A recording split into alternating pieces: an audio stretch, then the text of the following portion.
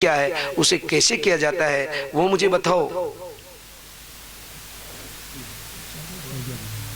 आज मेरे भगवान कहते कि नारद, जो दुखी से दुखी, जिसके पास कुछ भी नहीं है, गरीब से गरीब और दुखी से दुखी आदमी यदि उस व्रत को करेंगे तो उनका सारा दुख दूर हो जाएगा और उनको मोक्ष की प्राप्ति हो जाएगी। उड़ गई बार बार कृष्ण कृष्ण। हाँ, ये की कोशिश तो कर रही है, ये इनकी कोशिश में तो कोई कमी है नहीं। देखो वो उड़रिया जी को ये की करे नहीं, ये नहीं। हाँ, एक वो पहले आपको कहा था, एक भैया आप पूरा मत मानना, एक जगह भजन संध्या में गए थे, एक साउंड वाला था, हम भजन बोल रहे थे, तो उसका वो कह रहा था कि आप तो सभी जोर जोर से बोल रहे होगे, जोर लगा लगा करके मेरे तो स्पीकर ही उड़ जाएंगे। माँ का जोर लगा पाऊँ तो न उड़ रहे। हाँ, ये तो इन्होंने कहा भाई थांगा जोर लगा पाऊँ की फर्क उड़ रही हो, तो उड़ वाला था वो उड़ी होती। मेरे भगवान कहते कि सत्य नारद जी महाराज पूछ रहे कि वो व्रत किस दिन किया जाता है, कैसे किया जाता है, उसकी विधि क्या है। तो मेरे भगवान बता रहे कि देखो नारद, वो व्रत वैसे तो कोई तिथि नहीं है, सब तिथियां उत्तम है। जिस तिथि को भी मेरे भगवान का मन लगा करके व्रत किया जाए तो भी मेरे भगवान सत्यनारायण भगवान उस व्रत को स्वीकार करते हैं। राधे राधे। वो तिथियां सब उत्तम होती है, इनमें कोई भेद बनाव नहीं। हाँ, लेकिन किया धरा सब निष्फल, जब मन में सच्चा भाव नहीं। किया धरा सब निष्फल, जब मन में सच्चा भाव नहीं। अरे किया धरा सब निष्फल, वो जब मन में सच्चा भाव नहीं। तिथियां सब उत्तम होती है।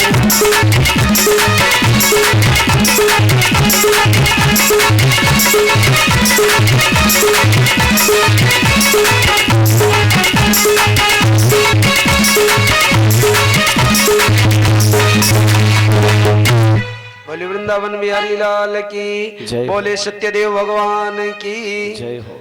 आज मेरे भगवान कहते हैं कि तिथियां सब उत्तम है, एक भी तिथि ऐसी नहीं जिस दिन व्रत नहीं किया जाता हो, परंतु फिर भी हम लोग पूर्णिमा को तय कर रखा कि पूर्णिमा को ही सत्यनारायण भगवान का व्रत किया जाता है।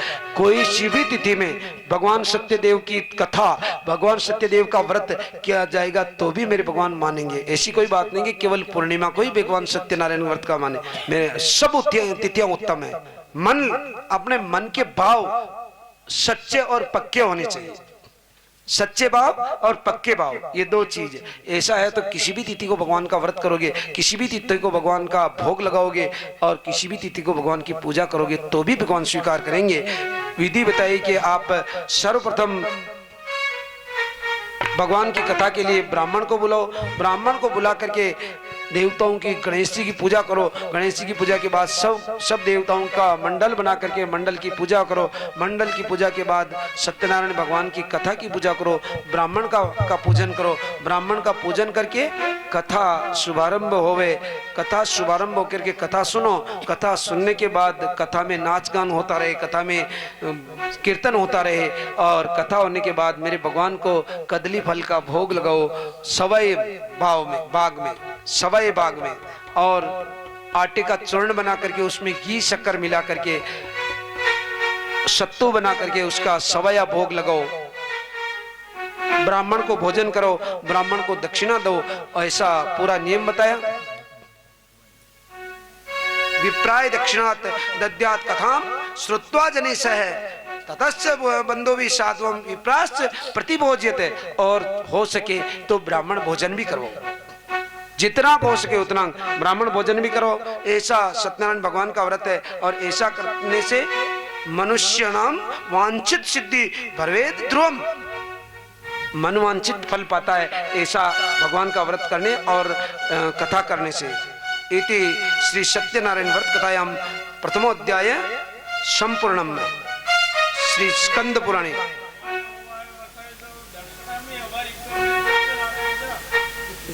भाई देखो वो ब्राह्मण के ऊपर निर्भर करता, ब्राह्मण नाराज नहीं होना चाहिए।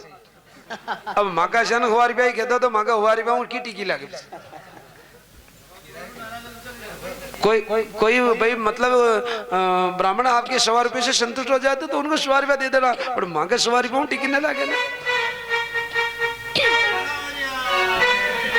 ब्राह्मण खुश होना चाहिए, चाहे 100 रुपये मत दो, ब्राह्मण खुश होकर के जाना चाहिए। ब्राह्मण यदि नाराज होकर के गया तो आपका व्रत निष्फल होगा। हम ये निवेदन कर रहे हैं ब्राह्मण सदा खुश रहे, ऐसा प्रयत्न करो।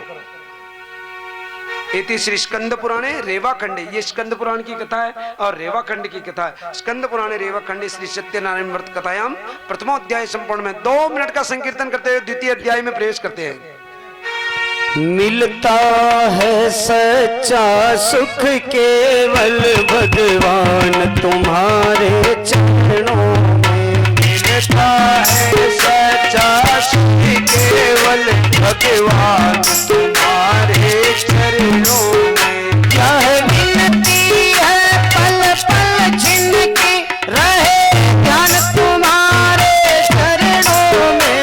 ये मिलती है पल पल जिन रहे ध्यान तुम्हारे चरणों में। मिलता है सच्चा सुख केवल भगवान तुम्हारे चरणों में।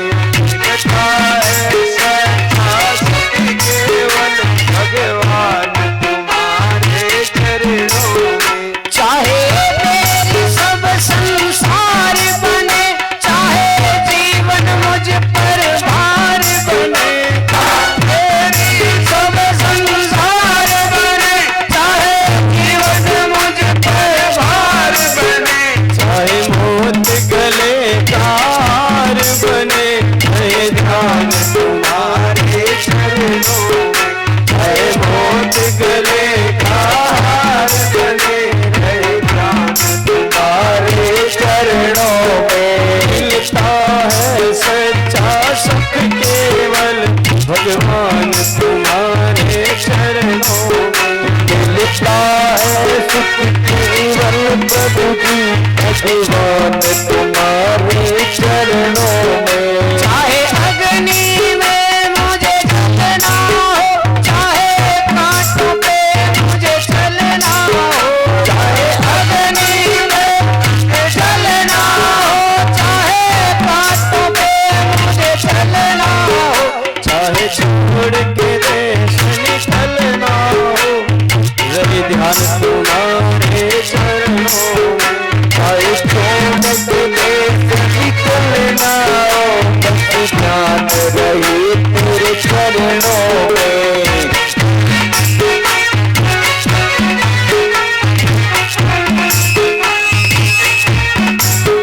चाहे संकट ने मुझे घेरा हो, चाहे चारों ओर अंधेरा हो।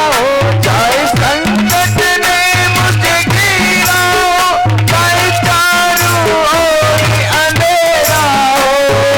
मन नहीं डगमग मेरा हो, रहे ध्यान तुम्हारे चरणों में।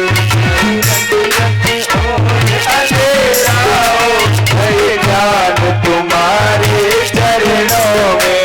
हर मन नहीं डगमग मेरा हो, रहे ध्यान तुम्हारे चरणों में।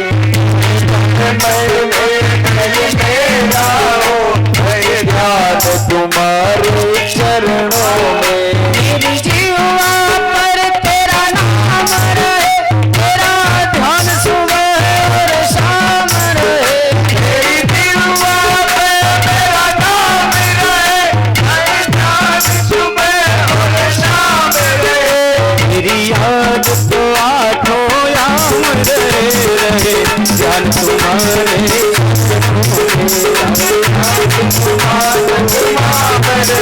भगवान तुम्हारे चरणों में।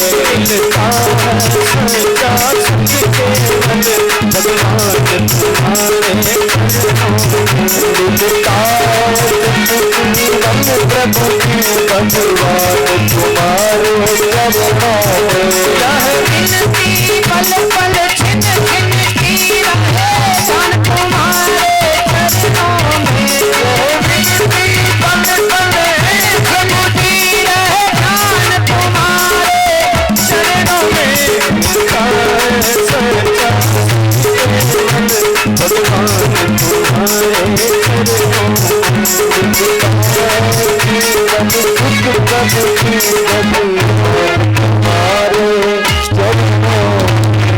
बोले सत्यदेव भगवान की जय हो। मेरे भगवान ने नारद जी को सारी विधि बताई।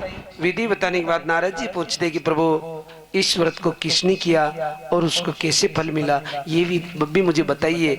सूत जी महाराज दूसरे अध्याय में प्रवेश करते हुए कहते कि सुतो वच अथा अन्य सत प्रवक्ष्यामि कथम येन पुरा द्विजय कश्चित काशीपुरे रम्य आसीत द्वीपो दिव्य विप्रहो अति निर्धन। मेरे भगवान नारायण नारद जी महाराज को कहते कि इस व्रत को करने वाले कौन है और उनको कैसे फल मिला वो भी मैं तुम्हें बता रहा हूँ। सूत जी महाराज सोनकादिक ऋषि को कथा सुनाते हुए कहते हैं कि काशीपुर में एक अति निर्धन ब्राह्मण शतानंद रहते हैं। शतानंद ब्राह्मण, शतानंद किसे कहते हैं? जिसके 100 प्रकार के आनंद हो। अब नाम तो शतानंद और खाबा को गद्दानी कौन करे।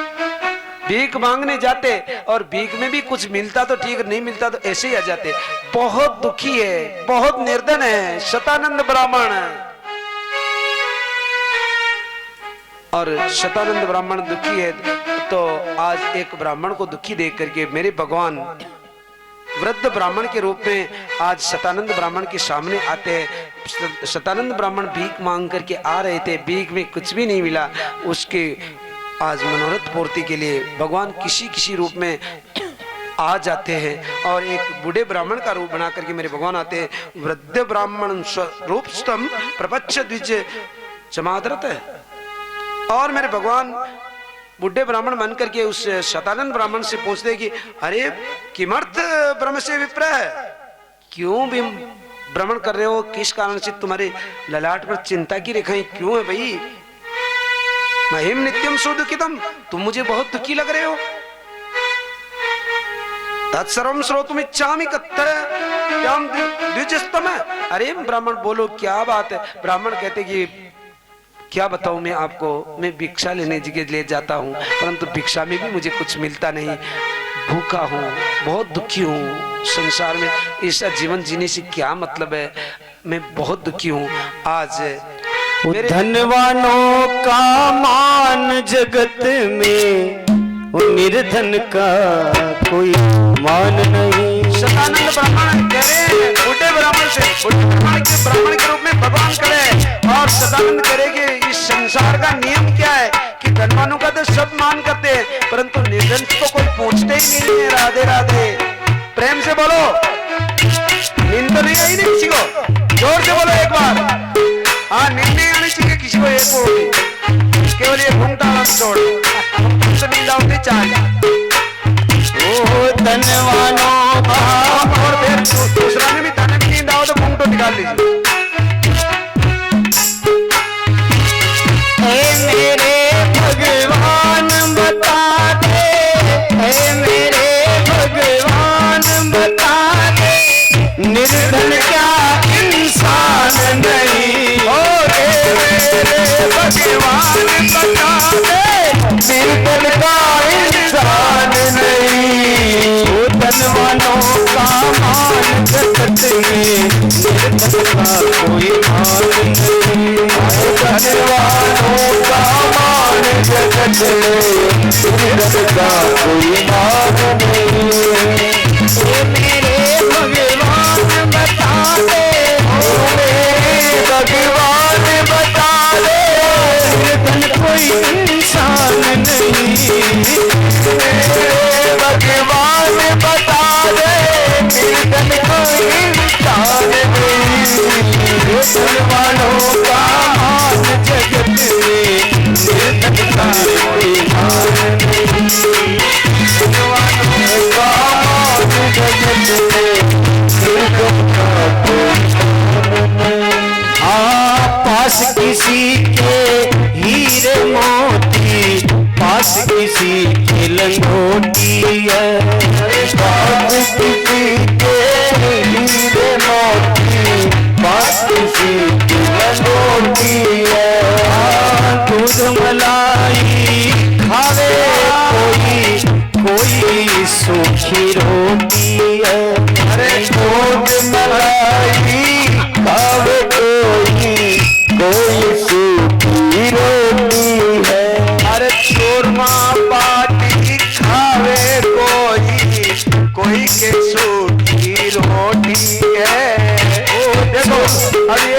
माने कह रहा साबे सभी कैलाशी वैसा भी कह रहा महाराज अट मांगे लारे बैठो ने थांगे लारे बैठो थे तो लड्डू गटक गटक गटक लड्डू खाओ माने तो रोटी खानी बैठी तो माने मैं नहीं बैठ पाता कमरा में और कह रहा माँ के साथ में बैठो थांगे साथ में बैठो माँ को मनना भी करेगा अंदर लड्डू गचक गचक लड्डू आज तो चूरमा का लड्डू बन रहा अरे दूध मलाई खाए कोई सूखी रोटी है और मुझे पता क्या तेरे जगत में मुझे पता क्या तेरे जगत में धन का सम्मान नहीं अरे मुझे पता क्या तेरे जगत में धन का सम्मान है धनवानों का मान जगत में निर्धन का कोई हाल नहीं धनवानों का मान जगत में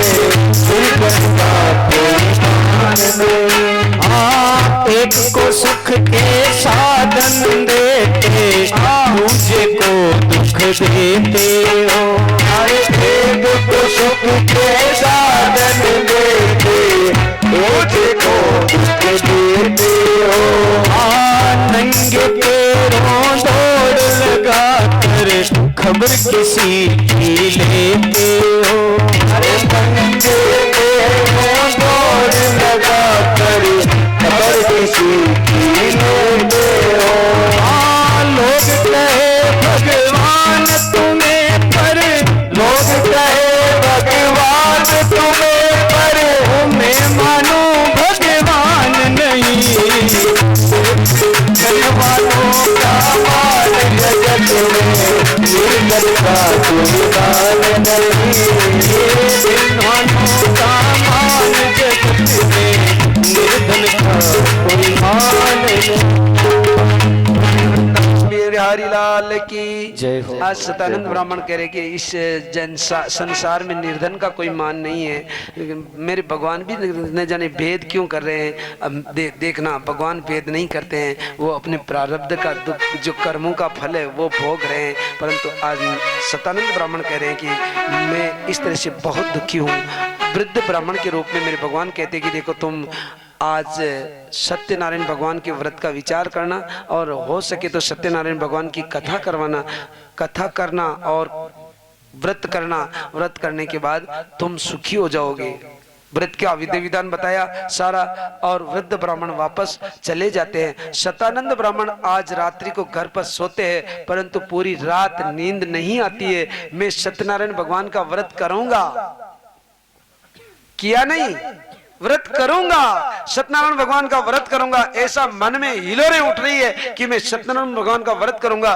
और पूरी रात नींद नहीं आती है प्रातः काल होता है और भिक्षा के लिए जाते हैं ध्यान देना और दिन तो भिक्षा मिलती नहीं थी परंतु आज केवल सत्यनारायण भगवान का व्रत का विचार किया मन में जिससे अपार धन भिक्षा में मिला राधे राधे अपार धन भिक्षा में मिला और तो सतानंद ब्राह्मण ने सोचा कि वाह वाह प्रभु केवल मैंने तो विचार ही किया था सत्यनारायण भगवान का व्रत का और आपने मुझे निहाल कर दिया अब मैं सत्यनारायण भगवान की कथा भी करूंगा और व्रत भी करूंगा व्रत भी करते हैं और कथा सुनाते हैं अब जैसे भक्तों को ब्राह्मण है वो तो वेद पाठी अब कथा सुनाने लगे व्रत करने लगे तो देखते ही देखते निहाल हो जाते हैं नारद जी महाराज भगवान को पूछते कि प्रभु सतानंद जी के व्रत करने के बाद उनको देख करके भी किसी ने किया क्या हाँ एक लकड़हारा जो लकड़ी लेकर के लकड़ी बेचने के लिए जा रहा था तो उसने सोचा कि ये महाराज तो बहुत गरीब थे और इनके यहाँ महल बन गए और आज इतने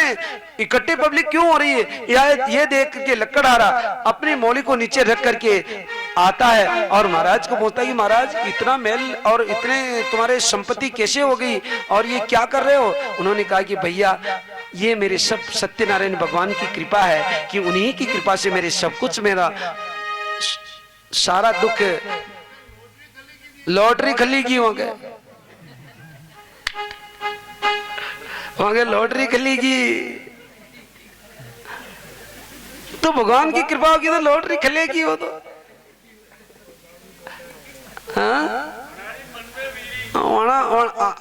अपने मन में वीरी वो तो विधि यही बता रहे ने, विधि यही है। आप कथा सुनोगे तो विधि मिल जाएगी।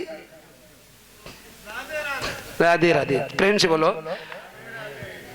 आज लकड़हारा कहता कि ओ महाराज ये क्या विधि है, जैसे काकोसा पूछ रहे हैं ना कि विधि क्या है, तो आज लकड़हारा भी पूछता है कि महाराज आपने सत्यनारायण भगवान का व्रत करने से आप निहाल हो गए हो, तो मुझे भी वो विधि बताओ, मैं भी ये व्रत करना चाहता हूँ। तो लकड़हारे को आज महाराज विधि बताते हैं कि भैया तुम सत्यनारायण भगवान का व्रत करो, एक समय भोजन करो और भगवान की कथा सुनो, कथा ब्राह्मण करते तो बता कथा करवाओ। ऐसा सारा विधि विधान उन्होंने बताया कि सवया प्रसाद लगता है, सवया पूजन होने के बाद कथा होती है, कथा के बाद संकीर्तन होता है, कीर्तन में नाच गान होता है, भजन होते हैं और सवया प्रसाद बटता है, ब्राह्मण भोजन होता है। इस तरह का उन्होंने बताया।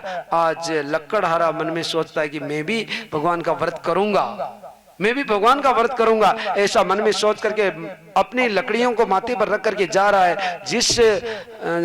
हमें जिस लकड़ी के हमेशा जो दाम बढ़ते थे, आज उसके केवल सत्यनारायण भगवान का मन में विचार किया तो उसके 4 गुना दाम बटे, 4 गुना दाम बटे। और तो घर पर आया और स्वयं भगवान का व्रत करता है, व्रत करके भगवान की कथा सुनता है, कथा करवाता है और उसी कारण से वो भगवान उसके सारा दुख उसका मिट जाता है। और दुख मिटने के बाद भी वो स्वयं की शादी होती है, शादी होने के बाद वो पुत्रवान होता है, पुत्रवान होने के बाद भी उसको भगवान का धाम मिलता है। राधे राधे। इति श्री स्कंद पुराणे रेवा खड्डे द्वितीय अध्याय संपूर्णम।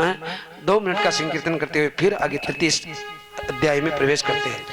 ओ मनवा क्यों घबरावे रे मारा मनवा, अरे क्यों पछतावे रे, अरे 4 भुजारो नाथ बेड़ा पार लगावे, मनवा क्यों घबरावे मारा मनवा, क्यों पछतावे रे, 4 भुजारो नाथ बेड़ा पार लगावे रे, पार लगावे रे, बेड़ा पार लगावे रे, ओ पार लगावे रे, बेड़ा पार लगावे रे, मारो मनवा घबरावे मारा जीवन पछतावे रे, मनवा पार लगावे रे।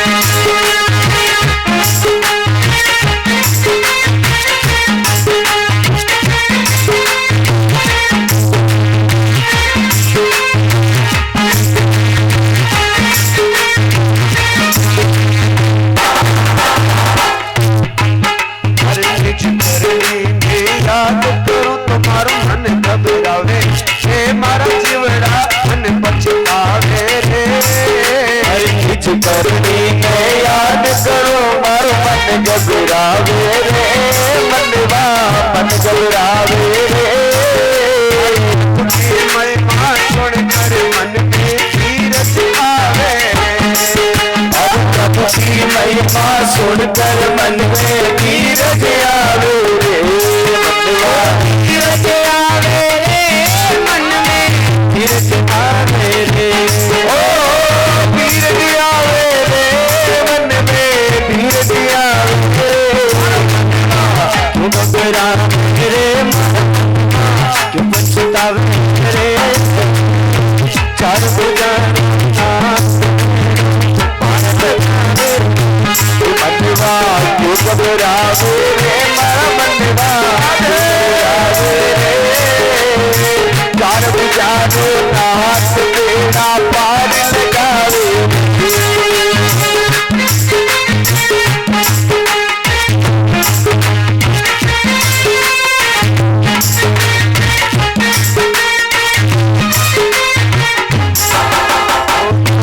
सच्चा मन से प्रभु को ध्यान लगावे रे, कोई को ध्यान लगावे रे, अरे कोई साचा मन से प्रभु को ध्यान लगावे रे, प्रभु को ध्यान लगावे रे,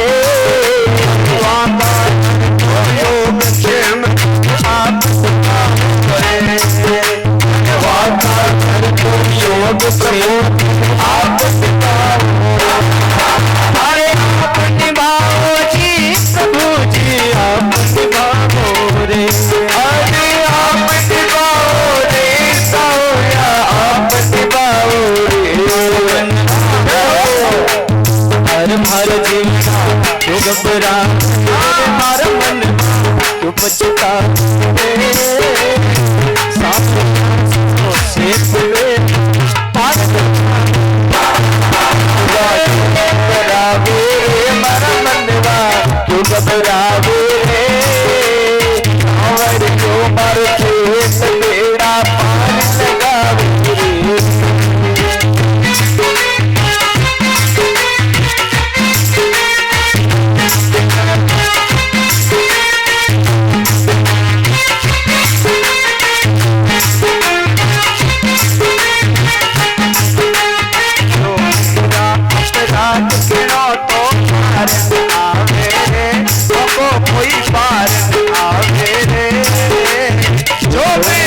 अपराध गिरो तो पार न आवे रे, वाको पार न आवे रे, हर गुजारो नाथ चित्त में एक दिलावे, चार गुजारो नाथ चित्त में एक दिलावे रे, मनसावा हम चित्त में एक दिलावे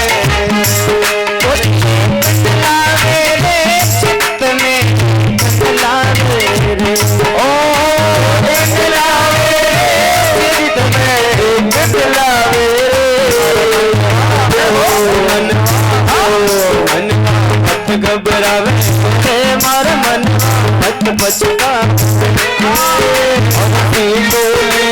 क्या लगावे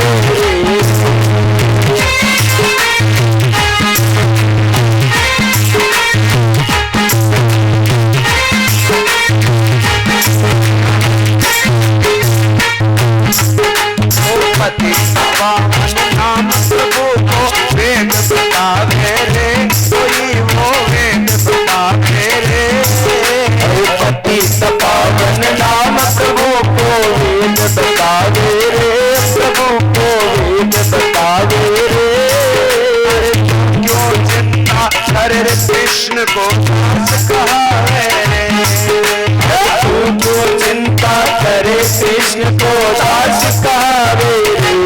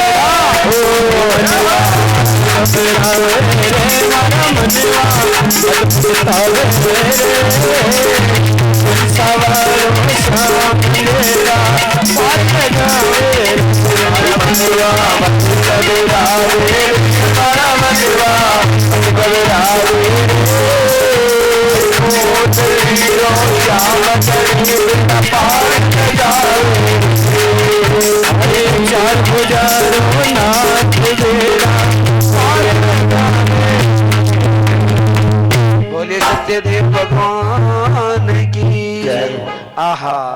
भगवान के भरोसे रहोगे तो बेड़ा पार तो भगवान लगा देंगे। अपने मन को कह दो रे मनवा क्यों घबरावे रे, मनवा क्यों पछतावे रे, मेरे चार बुझारो नाथ बेड़ा पार लगावे रे। बस ऐसा मन में होगा तो कभी जिंदगी में दुख आने के प्रश्न ही नहीं उठता। भगवान भरोसे रहो। तृतीय अध्याय में प्रवेश करते हुए सूत जी महाराज सौनकादिक ऋषियों को कथा सुना रहे। सुतवच पुनरग्रहे प्रवक्ष्यामि शृणुध्वं मुनिसत्तमः पुरा चौलकम को नामम नृप आसीन महामति। एक नारद जी महाराज ने पूछा कि और भी किसी ने किया? हाँ, और भी किया। किसने किया व्रत, ये भी आप मुझे बताओ। तो आज सूत जी महाराज सोनकादिक ऋषि को बता रहे हैं कि एक उल्कामुख नाम का राजा है, जो बड़ा जितेंद्रिय है, जो प्रजापालक है, जो प्रजा को पुत्र के समान प्रेम करता है। एक दिन भद्रशिला नदी के तट पर वो उसकी धर्मपत्नी के साथ में भगवान का पूजन कर रहा था। तो पूजन करते समय एक साधु नाम का वैश्य वो व्यापार करके आ रहा था।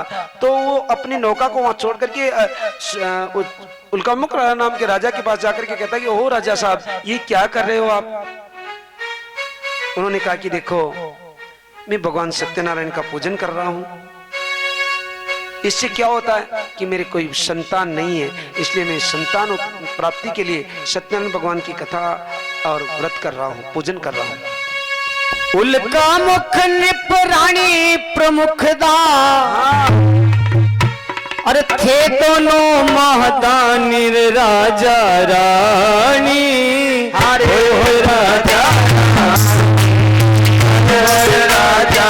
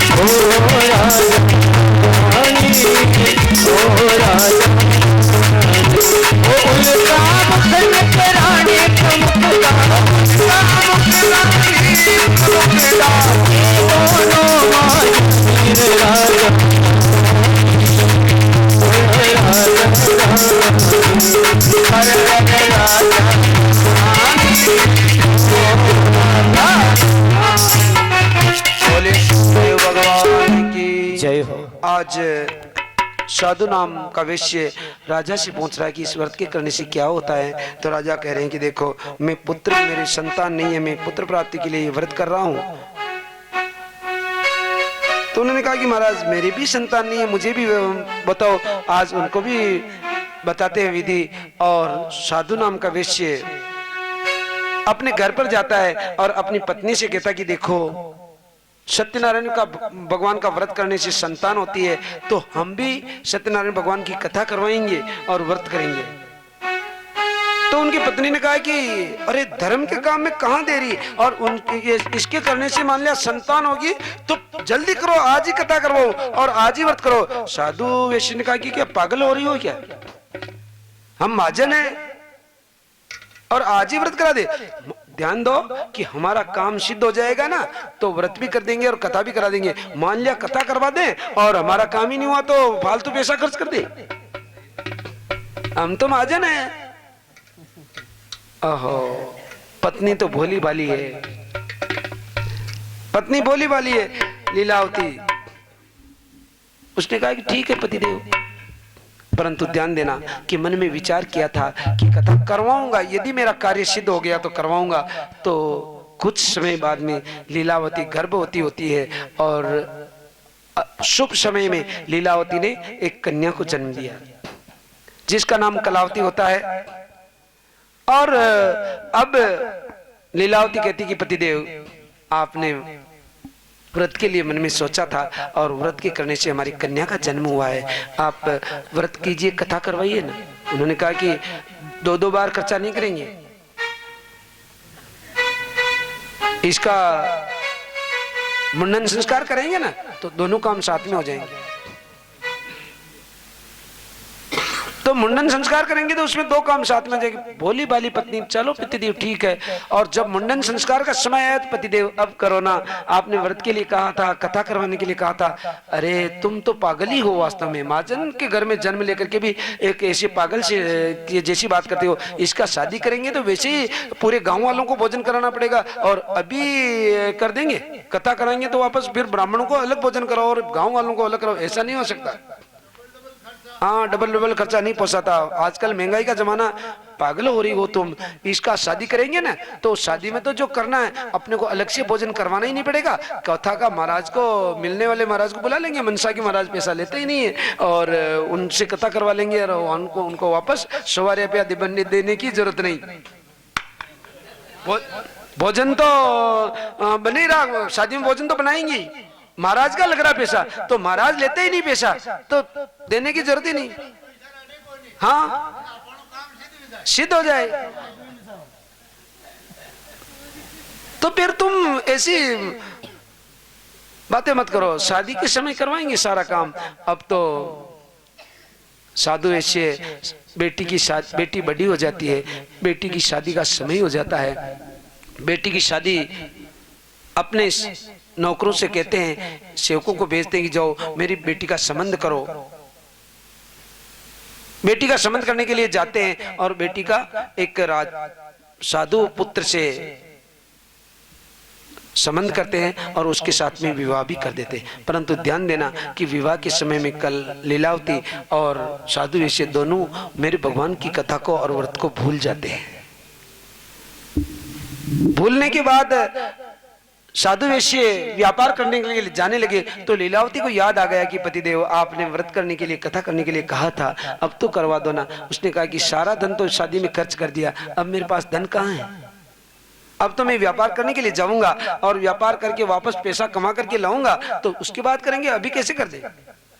ऐसा मन में कुविचार करके अपने जमाई के साथ में आज रत्न सारपुर नगर में व्यापार करने के लिए जाते हैं, जहां के राजा चित्रकेतु है।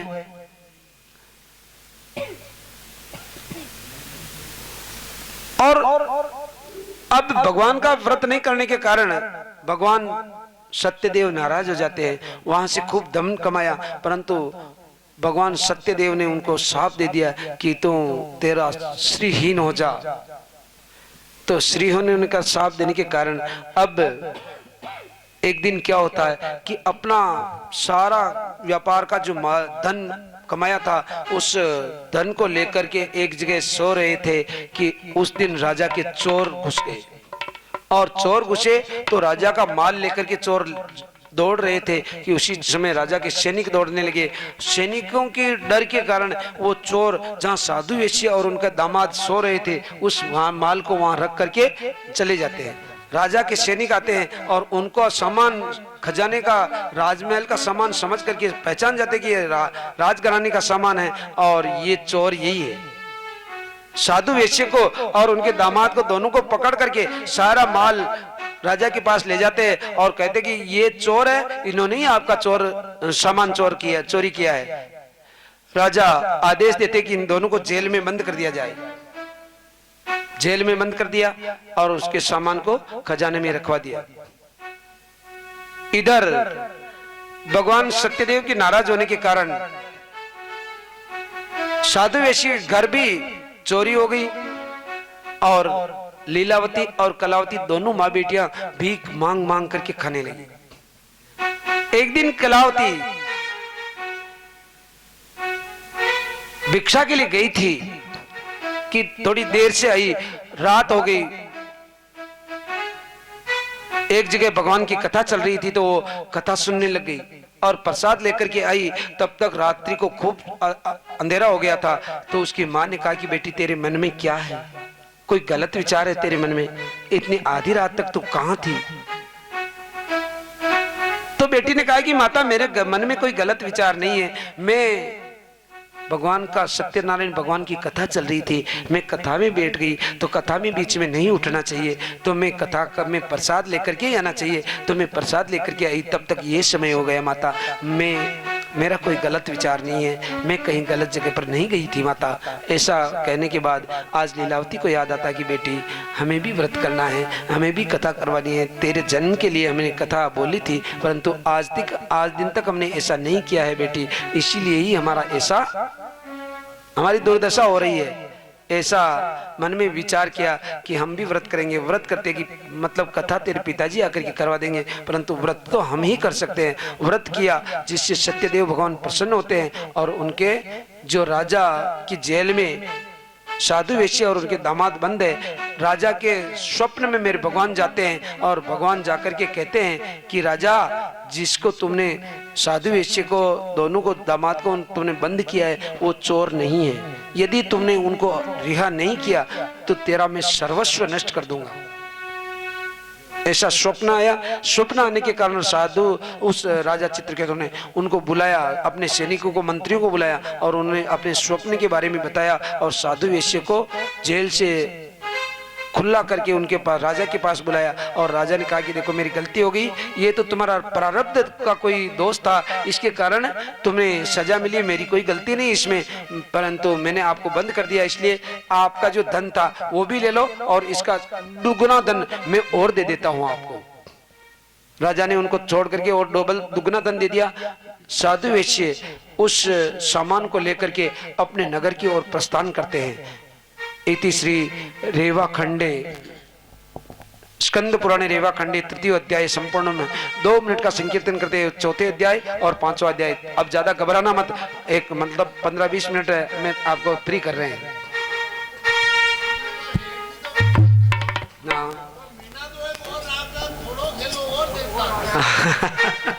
वैसे ही उनको खूब धनवान बना दिया। भगवान की कृपा तो होती ने तो निहाल कर देते भगवान, कोई किसी बात की कमी नहीं रखते। उनका धन सा उसका डबल और उनको मिल गया, केवल और केवल भगवान का व्रत करने से।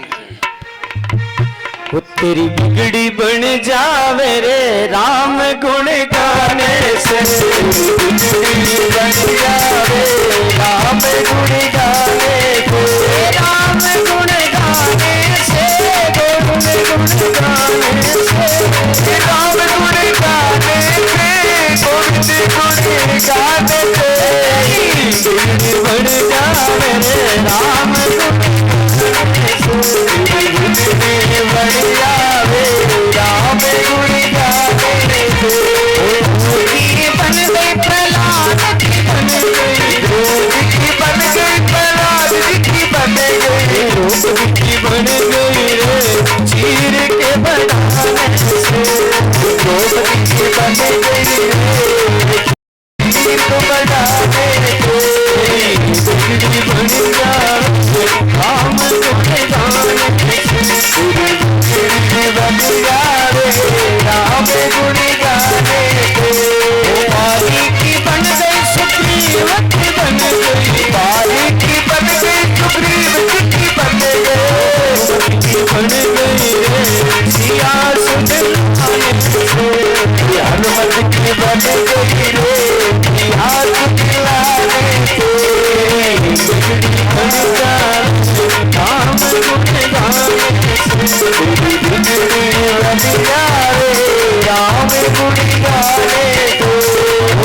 की बन गई कीर्त की बन गई, धन की बन गई कीर्त की बन गई, केवट की बन गई रे नाम के चलाने से, केवट की बन गई रे नाम के चलाने से, बिगड़ी बन जावे राम गुण गाने से, बिगड़ी बन जावे राम गुण गाने से। तुलसी की बन गई सूर की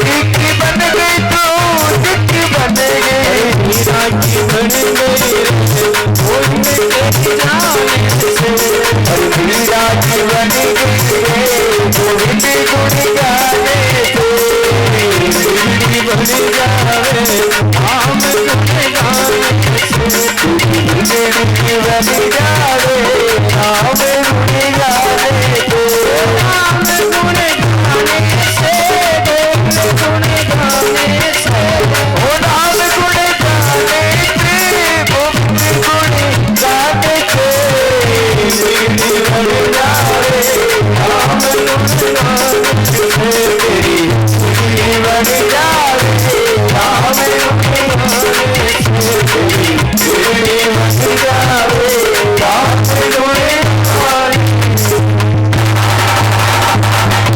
बोले वृंदावन बिहारी लाल की जय। बोले सत्यदेव भगवान की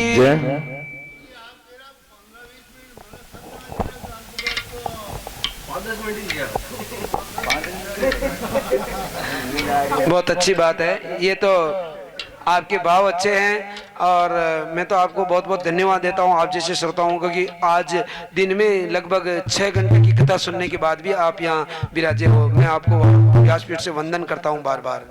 मतलब आपको इतना तकलीफ देने वाला ब्राह्मण शायद कोई जीवन में और मिलेगा। भाई नहीं, सही कह रहा हूँ। आपने 6 घंटे तक एक बैठक करी, 6 घंटे तक तो आजकल हमने ऐसा देखा है कि लाखों लाखों रुपए एक रात की भजन संध्या में लगा देते लोग, लाखों लाखों रुपए। अब भाई हमारे गौशाला में एक भजन संध्या का कार्यक्रम कराया था हमारी कमेटी वालों ने, तो लगभग उसमें 3 लाख रुपए का खर्चा आया था एक रात्रि का, और उसने भजन गाए थे 4, केवल 4 भजन ही गाए थे। 3 लाख रुपए का खर्चा आया। मतलब वो क्या किया, 4-5 भजन ही गाए। ये तो भगवान की अच्छी कृपा हुई कि वहाँ आप जैसे भक्त आए थे जो वो खर्चा भी निकल गया यार, शायद 1-1.25 लाख रुपए और आ गए हैं ना। वो तो भक्तों की कृपा थी, बाकी वो भजन के हिसाब से तो देखे तो सारा ही पैसा ऐसे ही चला गया। तो भक्त नहीं आते तो कहां से आता पैसा? और भक्त तो गोमाता को देख करके दिया पैसा। मतलब आप दे रहे हो तो कोई लोगों को देख करके देख रहे हो, गोमाता के लिए दान कर रहे हो। तो वो जो लाखों लाखों रुपए की भजन संध्या होती है उसमें भी लोग 6 घंटे तक कभी नहीं बैठ सकते। किसी भजन संध्या में बैठ जाए तो बताना कि बैठ गए मतलब। परंतु आपको धन्यवाद है कि मतलब 6 घंटे तक बैठे रहे। ऐसे ही हर जगह ऐसे ही होता है। मेरे कोटड़ी श्याम के मंदिर में 4.5 घंटे तक तो हमने ये जो आज की कथा चली यही कथा चल रही थी। 6वां दिन था, आज का ही दिन था। 4.5-5 घंटे तक तो कथा में लिए ही थे। और यजमान ने और श्रोताओं ने कहा कि पहले तो कहा कि रात को कथा करनी है, फिर सारे श्रोताओं ने कहा कि महाराज हम तो फिर रात को वापस नहीं आ सकते, दूसरे गांवों के लोग, आप तो अभी करो। लगभग 1000 की संख्या थी श्रोताओं की। और उन्होंने कहा कि महाराज आप तो अभी कर सकते हो तो अभी कर दो। हमने कहा भाई हमारी तो कह दो कि जब भी कर देंगे, हम तो बैठे हैं, उतरेंगे ही नहीं। और नहीं उतरे और 2 घंटे और मतलब सत्यनारायण भगवान की कथा साथ में करी। 6.5 घंटे तक कोई श्रोता हिले नहीं पंडाल में से। ऐसे श्रोताओं को बहुत बहुत धन्यवाद। इसलिए आपको भी ये निवेदन कर रहे हैं कि शायद ऐसा आपको तकलीफ देने वाला ब्राह्मण मुश्किल से मिलेगा कोई।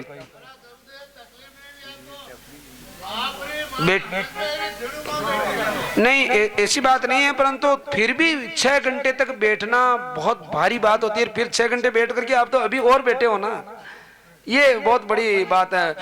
आपको तकलीफ हो रही होगी, उसके लिए भगवान मुझे क्षमा करे कि मतलब ऐसे वृद्ध जनों को हम एक आसन पर बिठा करके रख रखे हैं।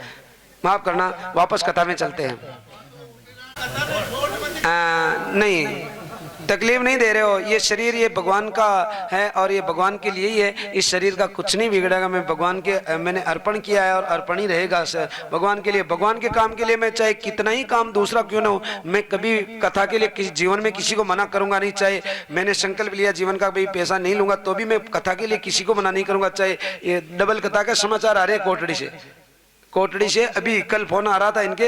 एक कथा मतलब 27 अप्रैल से 3 मई तक कथा फाइनल पहले ही कांटी ग्राम में, और उसी 27 अप्रैल से 3 मई के लिए और कथा का फोन आ रहा है कि महाराज कथा करनी पड़ेगी, तो इन्होंने कह दिया कि रात को कर देंगे ना, दिन में वहां कर देंगे, रात का आपको कर देंगे, तो भी हम स्वीकार है। हमें इस शरीर का कुछ भी नहीं बिगड़ेगा, गौ माता के लिए शरीर है और मेरे परमात्मा का शरीर है, जब तक रहेगा तब तक हमारा शरीर नहीं है, हम मना नहीं करेंगे कभी।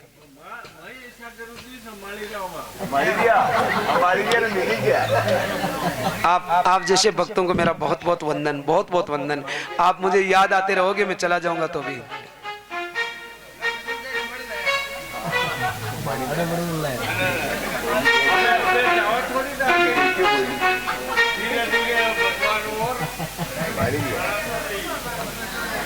बहुत बढ़िया, अच्छी बात। आप इस शरीर को अवसर दोगे और कि भाई जाने नहीं दोगे, और धीरे धीरे वापस बुलाओगे या वापस इस मुख से भगवान का नाम निकलाओगे, तो ये तो मेरा सौभाग्य है, ये तो मेरा सौभाग्य है। आप लेट हो जाओ किताबों। राम कथा करो, क्यों नहीं क्यों? हाँ कहा वो शब्द याद रख जो याद रखी बात। मतलब आपके हिसाब से मुझे बिना बुलाए आना, आप नहीं बुलाओगे?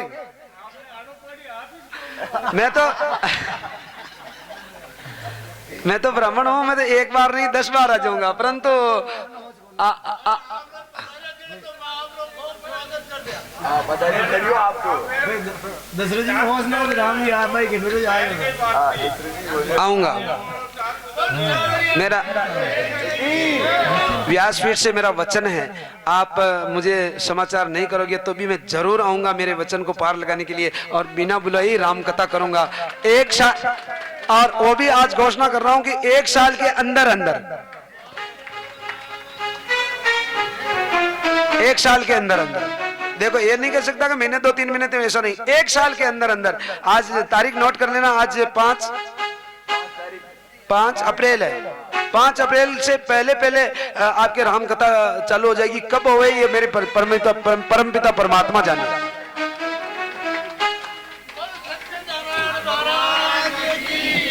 वो भी आपने कहलवा दिया तो हमने कह दिया। अब देखो, बाकी तो हम तो भावुक है कह देते हैं, परंतु आपने वास्तव में आपका बुलाने का मन है तो हम बिना बुलाए आएंगे मेरे परमात्मा के दरबार में।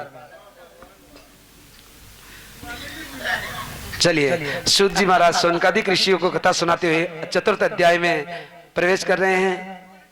चतुर्थ अध्याय में प्रवेश करते हुए कहते हैं कि देखो, जब डंडी मतलब साधु वेश्य अपनी नौका में सामान भर करके अपने गांव की तरफ आ रहे थे,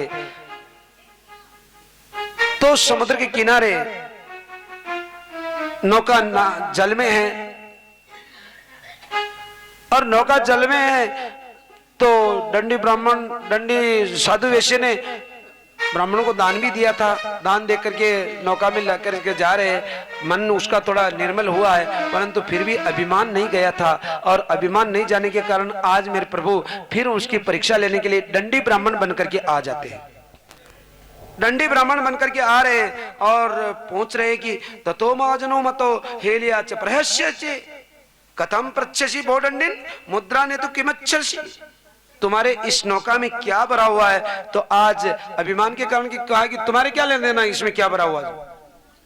मेरी इस नौका में कोई धनवन नहीं है, मेरी नौका में क्या भरा हुआ? लता पत्रादिकम चैवम वर्तते तरणो मम।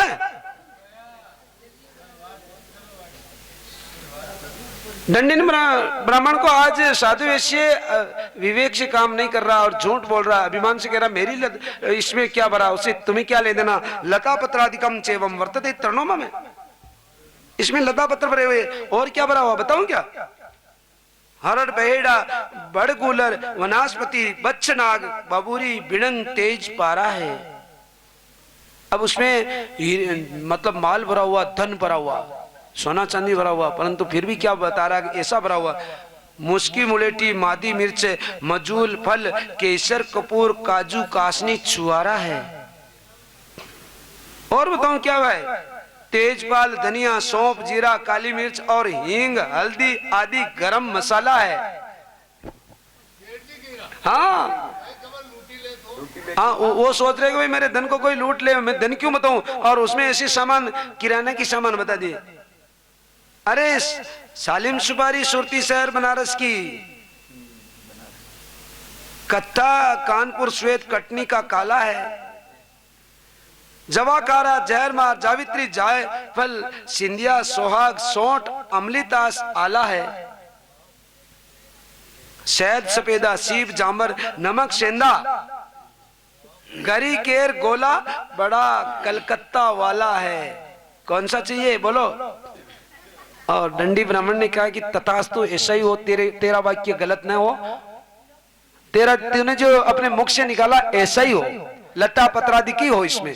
और जैसे दंडी ब्राह्मण वापस किनारे किनारे दूर चले जाते हैं और साधु वैश्य को सांप लगने के कारण साधु वैश्य देखते कि जो जल में नौका वजन के कारण नीचे दब रही थी, आज वो नौका हल्की हो गई और ऊंची आ गई। और साधु वैश्य देखते कि मेरी नौका ऊंची कैसे आ गई, और नौका को देखा तो उसमें जो उसने कहा था लता पत्रादि ऐसे किराना की सामानी भरे हुए थे। और तो साधु वैश्य एक बार तो बेहोश होकर के गिर पड़ा, मूर्छित हो गया। अरे मेरा माल, मेरा धन, मेरा कहां गया, मेरा ये बन गया। अब तो अटैक पहलो आ गया। दृष्टवादी लतादिकम चैवम मूर्छितो न्या पतदम भुवि, मूर्छित हो जाता है। अब तो चिंता करते हैं और उनके दामाद कहते हैं कि किमर्थम किरीते शोकम सापो दतश्च दंडिना शक्यते तेन्यम सर्वम हिम कर्तुम चात्र न संशय। अरे तुमने दंडी ब्राह्मण से झूठ बोला है, ऐसा क्यों कहा। हतश्च शरणम यामो वांछितार्थो भविष्यति। उन्होंने जो कह दिया कि जो तुमने कहा वो सत्य हो, उनका साफ ले गया। उनसे जाकर के क्षमा मांगो, उनसे जाकर के क्षमा मांगो, वो तुम्हें माफ कर सकते हैं।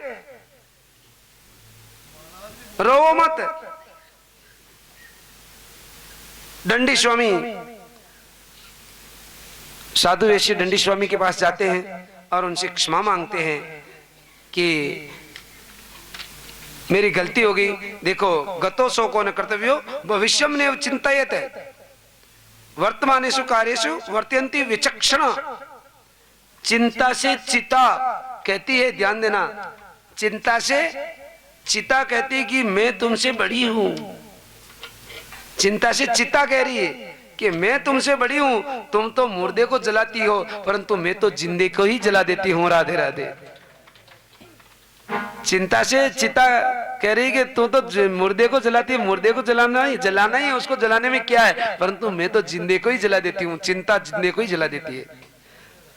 दंडी ब्राह्मण के पास आज साधु वैश्य जाते हैं और क्षमा मांगते कि महाराज मेरी गलती हो गई, मैंने अभिमान वश लता पत्र बता दिए थे, आप मुझे क्षमा कर दीजिए। आज दंडी ब्राह्मण मेरे भगवान के रूप में साधु वैश्य को कहते हैं कि मैं तुम्हें क्षमा तो करता हूं, परंतु आज की गलती नहीं है, तेरी गलती पहले की हो रही है। तूने सत्यदेव भगवान का व्रत तेरी बेटी के जन्म के लिए बोला था, परंतु आज दिन तक नहीं किया। अब ध्यान रखना कि जल्दी जाकर के व्रत कर लेना। दंडी ब्राह्मण ऐसा कहकर के चले जाते हैं। साधु वैश्य के नाव में अपना जो पहले का माल था वापस आ जाता है। साधु वैश्य की नाव चल रही है और अपना गांव नजर आ जाता है, अपना ग्राम नजर आ जाता है। और साधु वैश्य अपने सेवकों से बेग को बेच देगी, जाओ मेरी पत्नी को समाचार दे दो कि मैं आ गया हूं। सेवक जाकर के लीलावती कलावती कहते हैं कि तुम्हारे पतिदेव नौका में माल भर करके पहुंचने ही वाले हैं। लीलावती बहुत उमंग से मेरे पति का आगमन सुन करके दौड़ करके आती है, परंतु ध्यान देना कि कलावती जो भगवान की पूजा कर रही थी वो भगवान के प्रसाद को छोड़ देती है। प्रसाद का अपमान कभी नहीं करना चाहिए, ध्यान देना। प्रसाद को छोड़ देती है और अपनी माता के साथ में दौड़ करके आ जाती है। तो क्या होता है कि जैसे ही कलावती और लीलावती आई, लीलावती तो अपने पति से मिल जाती है, परंतु कलावती प्रसाद को छोड़ने के कारण अपने जो पति थे वो जल में नौका सहित ही गायब हो जाते हैं। अब तो कलावती रुदन करने लगती है कि मैं भी जिंदा नहीं रहना चाहती, मेरे पति जल में डूब गए तो मैं जिंदा नहीं रहना चाहती। उसी समय आकाशवाणी होती है कि इसने, तेरी बेटी ने प्रसाद का अपमान किया है, ये यदि प्रसाद वापस लेकर के आए, पूजा को पूरी करके आवे तो इसके पति वापस मिल जाएंगे। कलावती वापस दौड़ करके जाती है, मेरे भगवान की पूजा को पूरी करती है और प्रसाद लेकर के आती है, तो उसी जल में से नौका वापस निकल जाती है और दोनों पति पत्नी वापस मिल जाते हैं। राधे राधे। इति श्री स्कंद पुराणे रेवा खंडे चतुर्थो अध्याय संपूर्णम। अब एक छोटा सा अध्याय है, 2 मिनट का संकीर्तन करते हुए 5वें अध्याय में प्रवेश करते हैं। वो 4 दिनों का जीना रे बंदे, हो गया समय नहीं आएगा। वो 4 दिनों का जीना रे बंदे, गया समय नहीं आएगा। वो सुमिरन कर ले तू प्रभु का, सुमिरन कर ले तू प्रभु का, भवसागर कर जाए। 4 दिनों का जीना रे बंदे, गया समय नहीं आएगा। 4 दिनों का जीना रे बंदे, गया समय नहीं आएगा।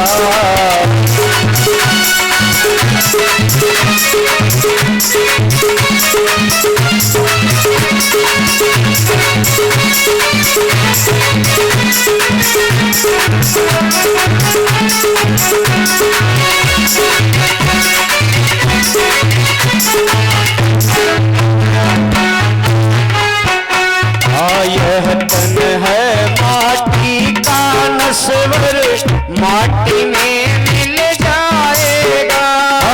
माटी में मिल जाएगा।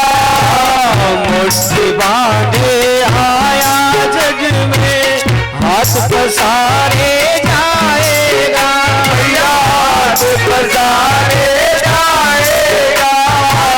धन दौलत का तेरा खजाना, धन दौलत का तेरा खजाना वहीं पड़ा रह जाएगा। 4 दिनों का जीना रे बंदे, गया समय नहीं आएगा। 4 दिनों का जीना रे बंदे, गया समय नहीं आएगा। परसों कोई कह रहा कि भाई माने मंदिर में नाचा जो बरा कहो, याने तो कोई बरा ही नहीं कहो, थाने बरा क्षण कहो कोई। ओ 4 दिनों का जीना रे बंदे, नहीं आएगा।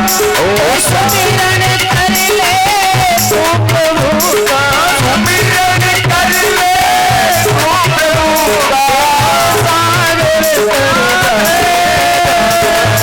4 दिनों का जीना रे बंदे, गया समय नहीं आएगा। 4 दिनों का जीना रे बंदे, गया समय नहीं आएगा।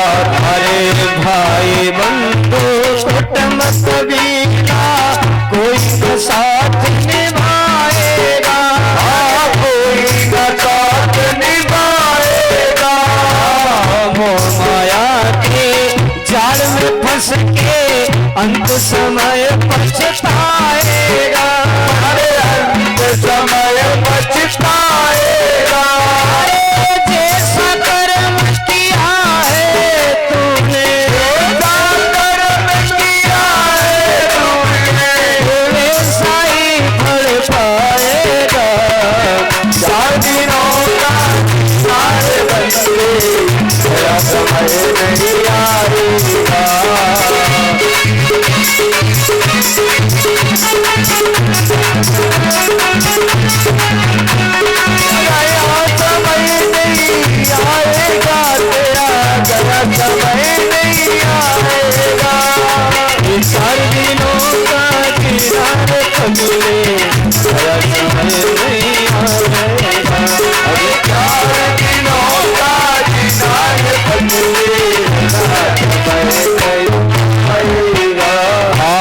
धन दौलत और रिश्ते झूठे पल भर में मिट जाएगा, पल भर में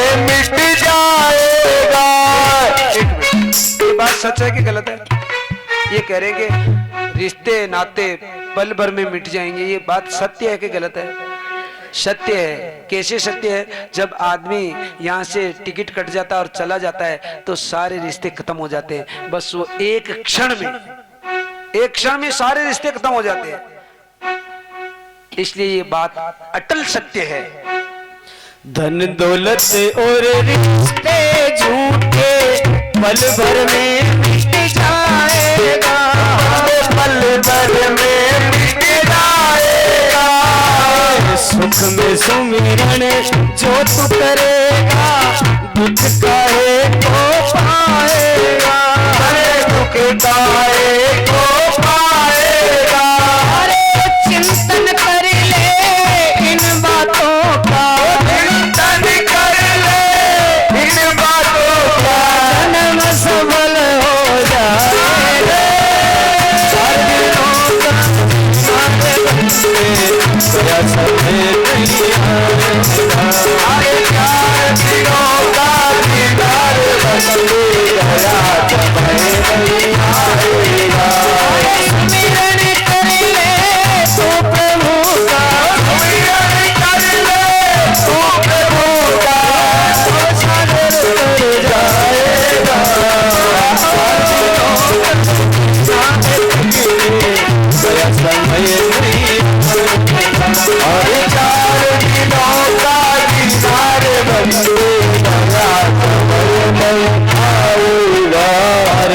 मानव जन्म मिला है तुमको, बार बार नहीं पाएगा, बार बार नहीं पाएगा।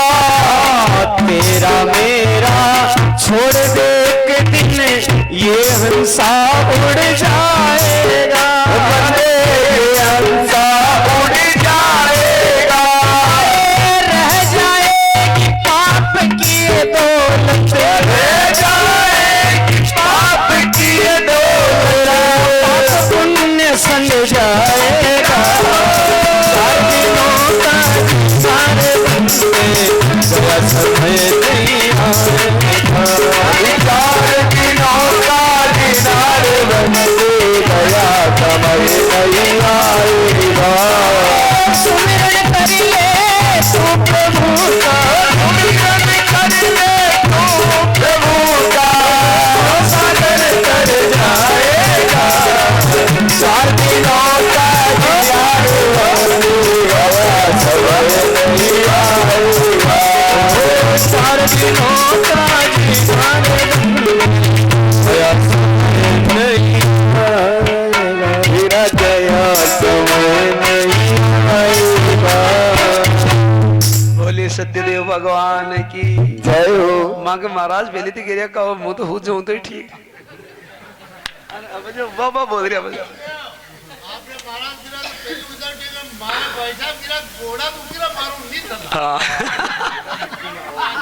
भाई साहब का गोडा की बीमारी जाती रही कटकट। कथा के पास चलते हैं। सूत जी महाराज सोनकादिक ऋषियों को कथा सुनते हुए पंचम स्कंद मतलब पंचम अध्याय में प्रवेश कर रहे हैं।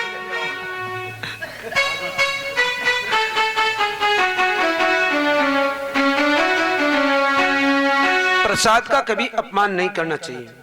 प्रसाद के अपमान के बारे में अभी आपने सुना और पंचम अध्याय में भी फिर वापस प्रसाद के अपमान का ही प्रसंग आता है कि सूजी महाराज कह रहे कि अथान्य प्रवक्ष्यामि शृणुत्वम मुनि सत्तमः आसिंग तुंग ध्वजो राजा प्रजा पालन तत्पर है प्रसादम सत्यदेवस्य त्यक्त्वा दुखम ममापवः है। राजा तुंग ध्वज जो सतयुग में हुए हैं अपने प्रजा को एक पुत्र के समान पालन करते हैं। राजा तुंगध्वज प्रजा पालन में तत्पर रहते हैं। प्रजा भी उनको एक पिता के समान प्रेम करती है। परंतु एक दिन सत्यदेव भगवान के प्रसाद का त्याग करने से राजा तुंगध्वज को महान दुख हुआ। एक बार राजा तुंगध्वज वन में आखेट खेलने के लिए जाते हैं। बहुत प्रकार के पशुओं की हत्या करते हैं और उसके बाद वापस घर लौट रहे थे कि रास्ते में ग्वालवाल को देखा उन्होंने। सभी ग्वालवाल मिलकर के भगवान सत्यनारायण भगवान का पूजन कर रहे थे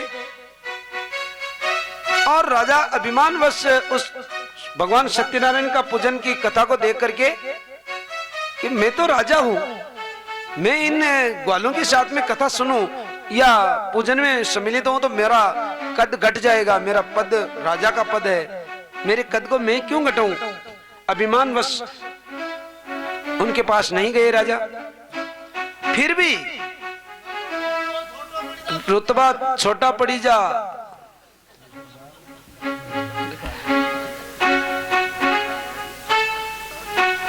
तो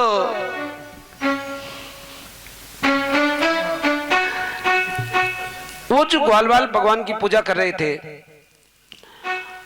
वो प्रसाद लेकर के राजा के पास आते हैं और राजा उस प्रसाद का अपमान करते कि मैं ग्वालों से प्रसाद लूं।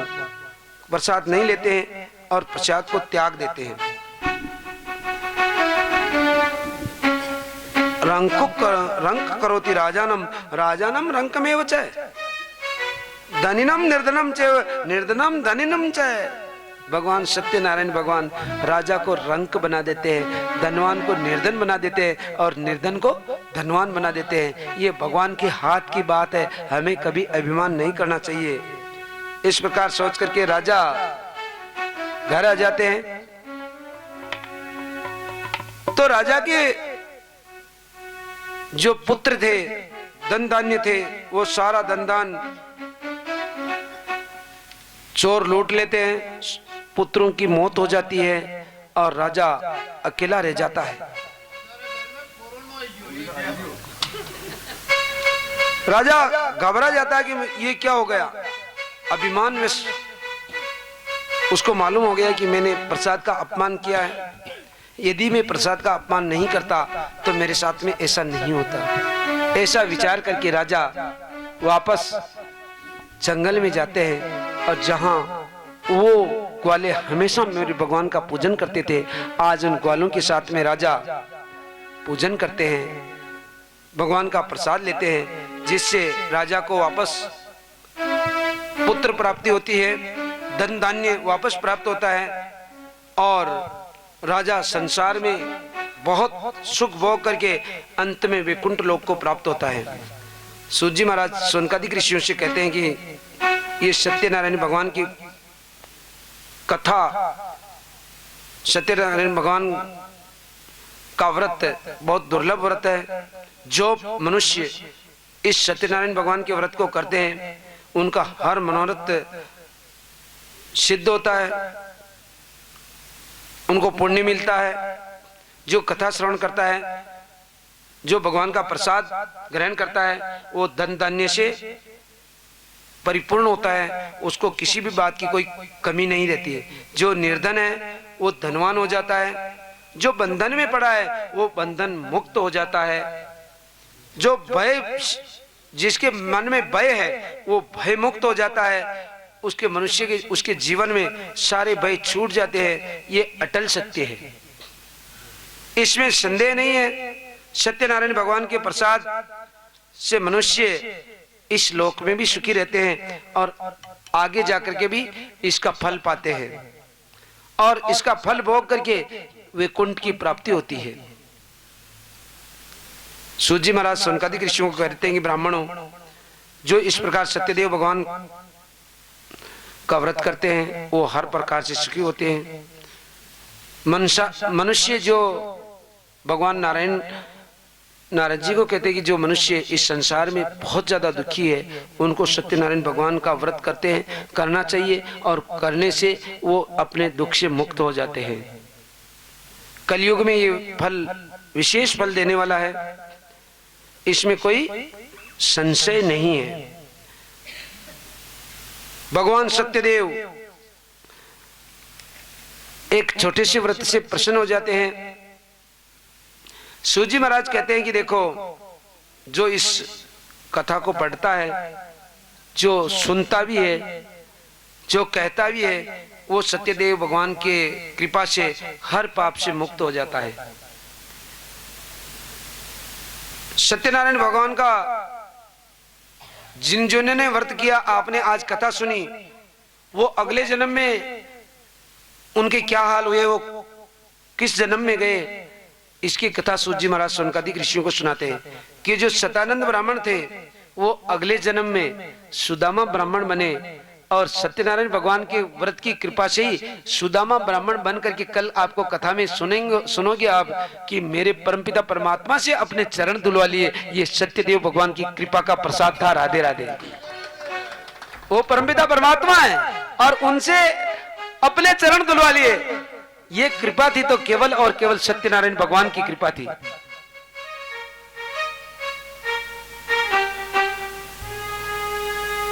वो जो भील लकड़ आ रहा था वो अगले जन्म में केवट बना और केवट बन करके निषाद, केवट बन करके उसने भी भगवान के चरण धो दिए। भगवान के चरणों की प्राप्ति किसको होती है? परंतु ये सत्यदेव भगवान की कृपा थी कि उसने भी भगवान के चरण धो दिए और उसको वैकुंठ मिला। उल्कामुख नाम का राजा दशरथ जी बने, जो सत्यदेव भगवान की कृपा से परमपिता परमात्मा को ही अपना बेटा बना लिया। राधे राधे।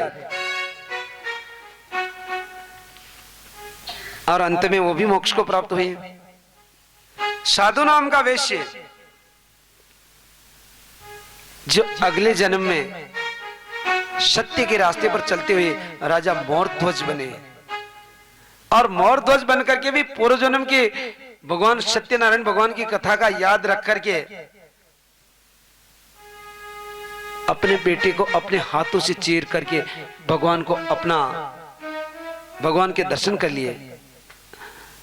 जब अर्जुन को अभिमान था मन में कि भगवान आप बार बार कहते हो कि मेरे भक्त जो मेरे से भी आपके कोई ज्यादा प्रिय भक्त है क्या और कोई संसार में? मेरे भगवान अर्जुन को कहते कि अर्जुन आज थोड़ा घूमने चलें क्या?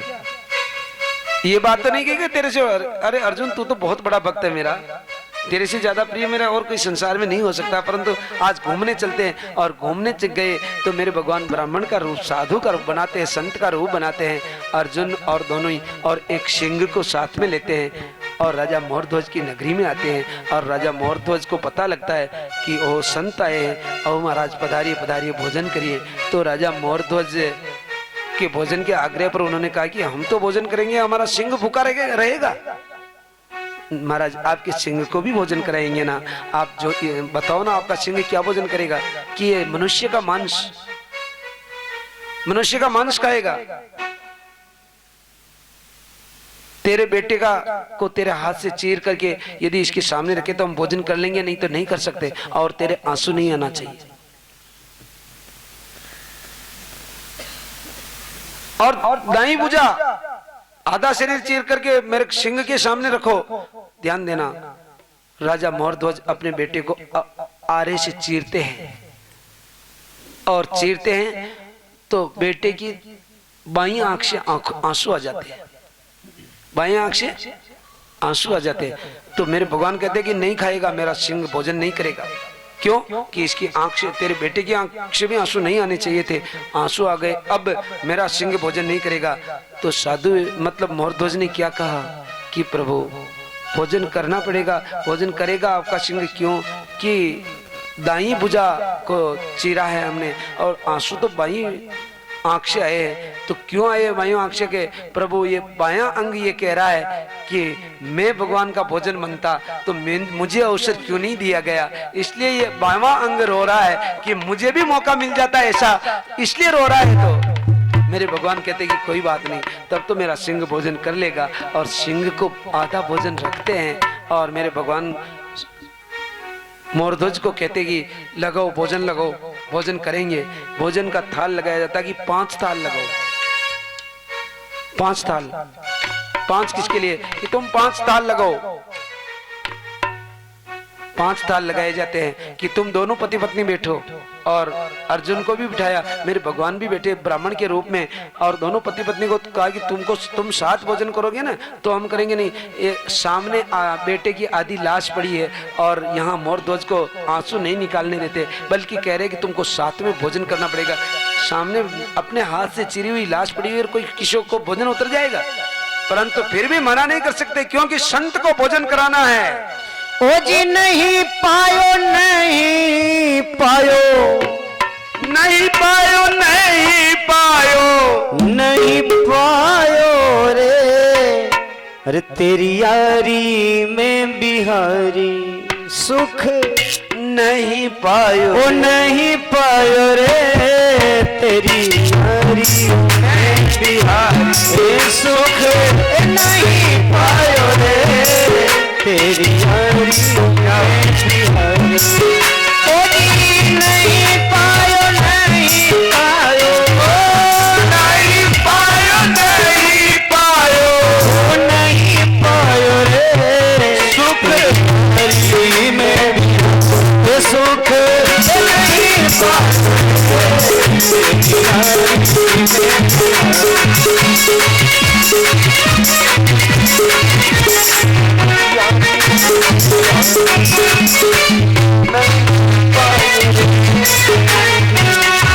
यारी करी तो से मोर ध्वज आगा, यारी करी मोर ध्वज आगा, यारी करी तो से मोर ध्वज आगा, यारी करी मोर ध्वज आगा।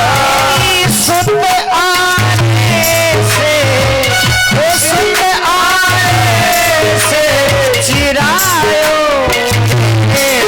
तेरी यारी में भी सुख नहीं पायो रे, तेरी यारी में सुख नहीं पायो रे, तेरी यारी नहीं पायो नहीं पायो नहीं पायो नहीं पायो नहीं पायो नहीं पायो नहीं सुख नहीं पायो।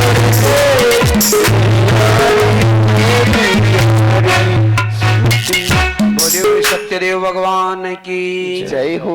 राजा मोरध्वज की को साथ में भोजन पर बिठाया और 500 थाल खाली था, और मेरे भगवान ब्राह्मण के वेश में अब मोरध्वज से कह रहे कि तेरे बेटे को आवाज दे, आवाज दे तेरे बेटे को। अब जिस बेटे को हाथ से चीरा गया और फिर आवाज लगवा रहे, अरे आवाज दे नहीं तो भोजन नहीं करेंगे। मजबूर होकर के राजा मोरध्वज आवाज लगाते, रतन कंवर ओ रतन कंवर ओ रतन कंवर, और रतन कंवर दौड़ा छम छम छम छम करता हुआ दौड़ करके आता है, राधे राधे, और 5ही थाल पर बैठ जाता है। मेरे भगवान अपने स्वरूप में आकर के दर्शन दे देते हैं, भोजन पाते हैं और उसको वैकुंठ भेज देते हैं। राधे राधे राधे राधे। अर्जुन को कहते कि अर्जुन क्या देखा? अर्जुन ने कहा कि प्रभु मैं तो आज मुझे मालूम पड़ी कि मेरे से इतना तो मैं नहीं कर सकता था, मेरे से भी बहुत बड़े बड़े आपके तो भक्त है। मेरे मन में अभिमान था कि मेरे जैसा भक्त नहीं होगा, परंतु मैं तो इनके कहीं लग ही नहीं रहा हूँ। आज अभिमान दूर किया अर्जुन का। जो तुंगध्वज नाम के राजा थे वो स्वयंभू मनु ने इति श्री स्कंद पुराणे रेवा खंडे श्री सत्यनारायण व्रत कथायाम पंचमोध्याय संपूर्णम। हम 2 मिनट का संकीर्तन करते हुए आरती की तरफ आप सभी पधारे। आरती करते हुए आज की कथा को यहाँ सत्यनारायण भगवान की कथा को विराम देने की आपसे इजाजत चाहते हैं। ओ छूटेगी यारो ओ कभी ना, ओ छूटेगी यारो, अरे जाकी हरिसू लगन लगी रे कभी ना छूटेगी यारो, जाको हरिसू लगन लगी। कभी ना छूटेगी यारो। देखो आपका हमारा प्रेम भी जो एक बार बन गया, अब ये जैसे हरी से लगन छूटती नहीं है, अब हम रहेंगे तब तक आपके गांव का प्रेम भी नहीं छूटेगा। ये भी है, आपने इन्होंने याद दिला दी कि छूटेगी नहीं, ये कभी नहीं छूटेगी। अब तो ये गुरुजी जाने थे जानो, गुरुजी थोड़ा नाच जो अच्छा, यहाँ की इच्छा पूरी कर दे हो तो ताकि इच्छा पूरी हो जाए।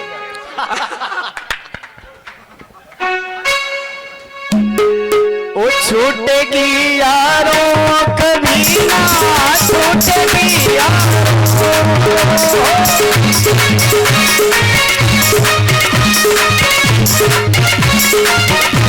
ओ जानी लगेगी रे कभी ना छूटेगी यारों।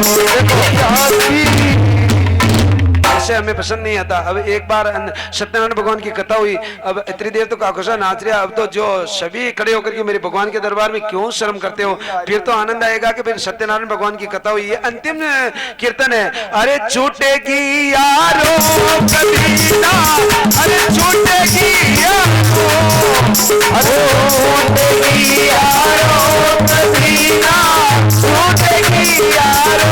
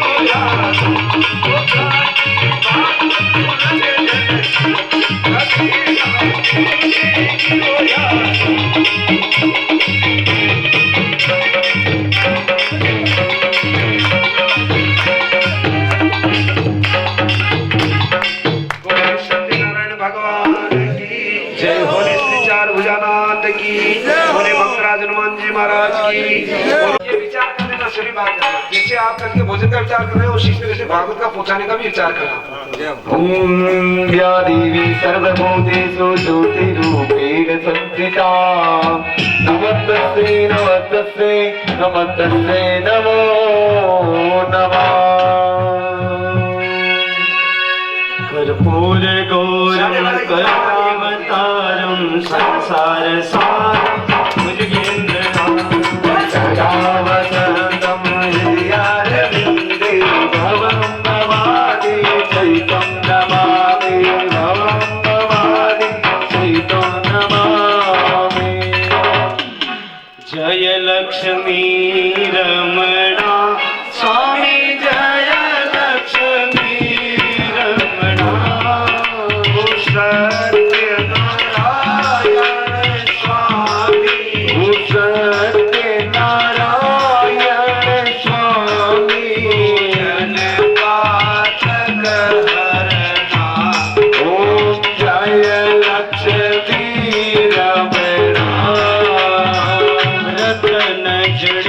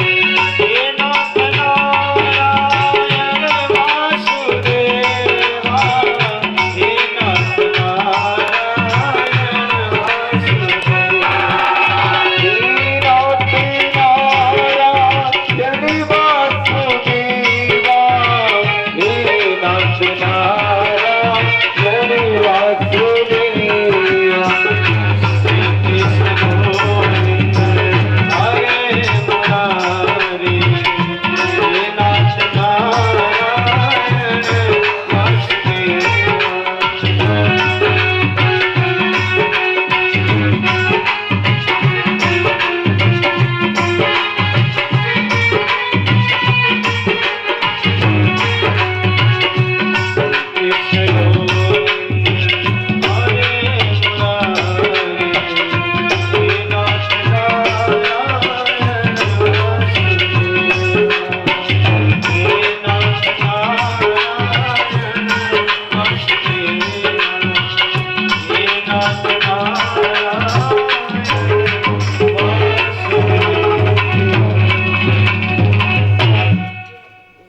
बोले वृंदावन बिहारी लाल की जय।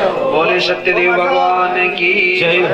ओ मार साहब ओम द्यो शांति अंतरिक्ष शांति पृथ्वी